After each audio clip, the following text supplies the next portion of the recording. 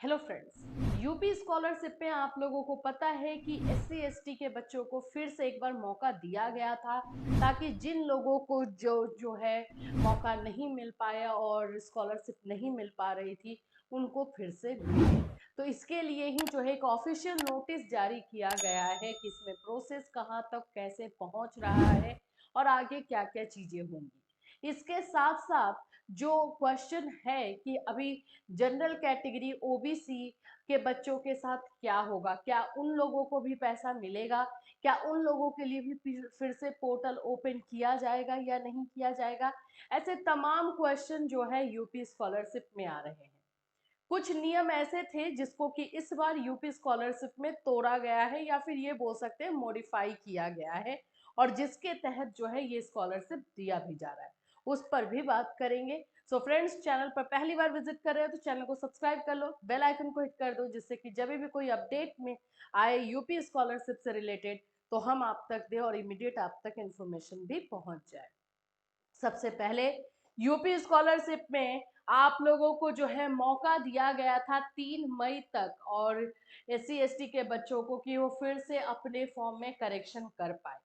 Correction जो है उन लोगों का हो गया है, सारा प्रोसेस कंप्लीट हुआ है। उसके बाद एक नोटिस निकल कर आया है, जिसमें मैं दिखा दूं आप लोगों को कि ये 6 मई का नोटिस है, जिसमें बोला गया है कि वित्तीय वर्ष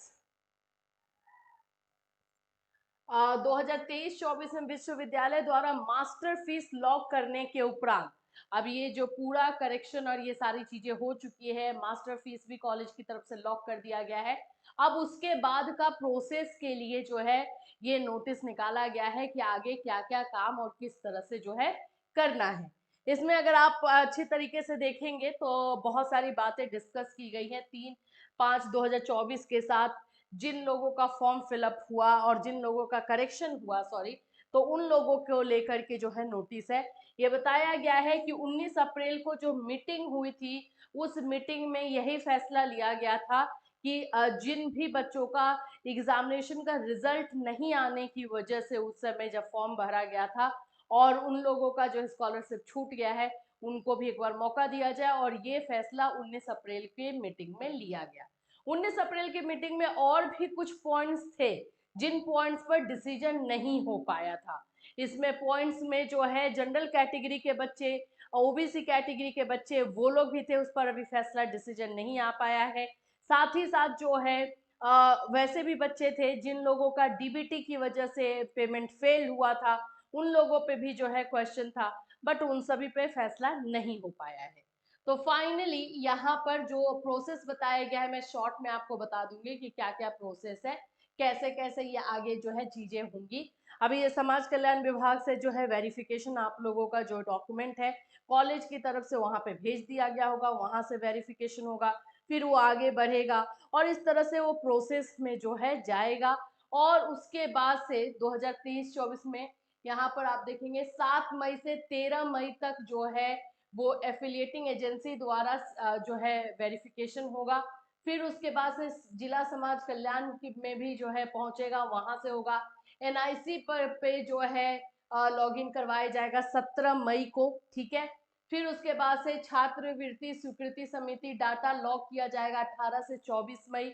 एनआईसी द्वारा जो भी चीजें होंगी उनको जो है सप्लाई किया जाएगा 28 मई तक।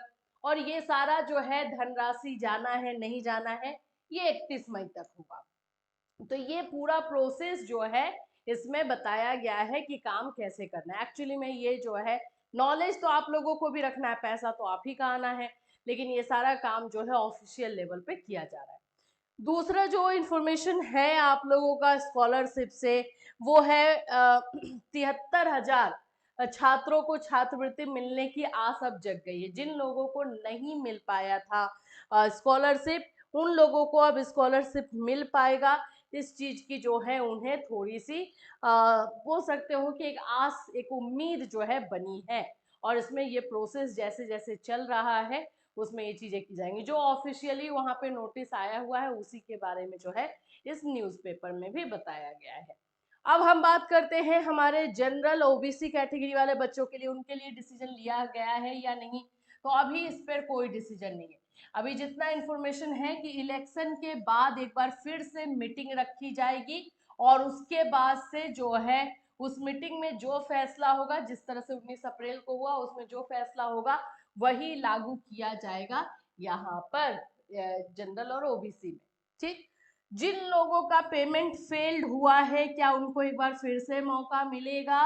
पेमेंट फेल्ड वाले लोगों का, जिनका डीबीटी का था, तो इस पर भी जो है चर्चा इस मीटिंग में ही होगी और तब डिसीजन लिया जाएगा और फिर उसके बाद से पता चलेगा। तो ये सारे जो पॉइंट्स को है होल्ड पे रख दिया गया है और इस पर अभी मीटिंग के बाद, देखो ये जो लोग कह रहे हैं कि इलेक्शन के बाद से आ जाएगा पैसा, नहीं, इलेक्शन के बाद एक मीटिंग रखी जाएगी। अगर आप जा करके न्यूज़पेपर का, हमने इस पर वीडियो बनाया हुआ, अगर आप जा करके देखोगे तो उसमें मिलेगा। इलेक्शन के बाद से एक मीटिंग रखी जाएगी, मीटिंग में जो डिसीजन लिया जाएगा उसके अकॉर्डिंग काम किया जाएगा। तो यूपी स्कॉलरशिप में ये सारी चीजें चल रही है। जिन लोगों का पेंडिंग है उन लोगों का भी जब तक आप इधर या उधर नहीं जाते हो तब तक कुछ नहीं होगा। मतलब या तो वेरीफाई हो जाए या तो रिजेक्ट हो जाए, उसके बाद ही कोई स्टेप लिया जा सकता है। और पेंडिंग वाले लोगों का अब थोड़ा सा स्टेटमेंट चेंज हो भी रहा है, किसी किसी का रिजेक्ट किया जा रहा है, जो कि मैसेज आप लोग ही भेज रहे हो। जिन लोगों का अभी भी वेरीफाई है, क्या उनको पैसा मिल सकता है? अगर आप लोगों का कैटेगरी जनरल और ओबीसी है तो उम्मीद है अभी भी। देखो क्यों क्यों ये सारी चीजें हो रही है, इस पर भी हम बात करेंगे। हर बार 31 मार्च 31 मार्च के बाद बोल दिया जाता था कि खाता क्लोज हो गया, अब पैसा नहीं आएगा। एक्चुअली में वो इसलिए होता था कि फंड्स खत्म हो जाते थे, लेकिन इस बार 31 मार्च तक जो है ज्यादा पैसा वहां से भेजा ही नहीं गया।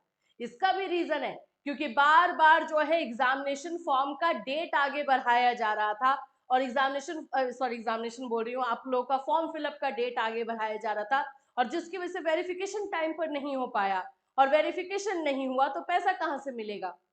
इसीलिए इस बार ये सारे नियम जो है आगे बढ़ते जा रहे हैं। नहीं तो अप्रैल में पैसा आना डिफिकल्ट था भाई, बहुत डिफिकल्ट। 15 अप्रैल तक पैसा आता था, फिर उसके बाद से तो बहुत मुश्किल होता था।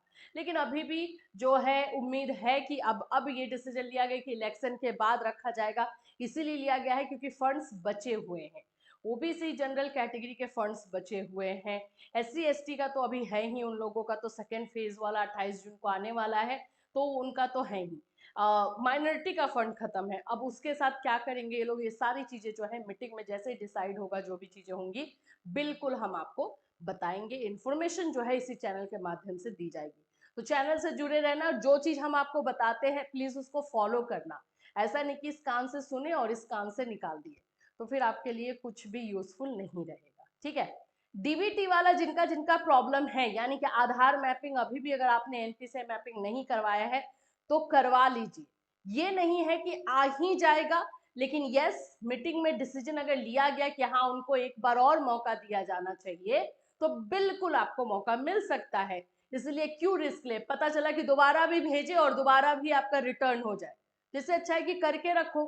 ये छोटी छोटी गलतियां जो कर देते हो आप लोग, इसकी वजह से पूरा का पूरा पैसा आपका निकल जाता है, तो ऐसे नहीं करना है। ठीक है, जो भी अपडेट होगा इसी चैनल के माध्यम से दिया जाएगा। Till then take care.